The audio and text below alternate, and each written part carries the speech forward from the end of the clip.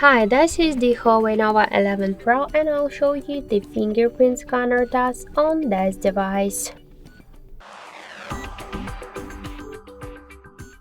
So first, just let's check and see that I just activated my fingerprint scanner. I set up my fingerprint scanner here to the scanner on the lock screen of our device, and now I'll make a couple of tries to unlock the device with my fingerprint and we'll see how fast this option is and does it works.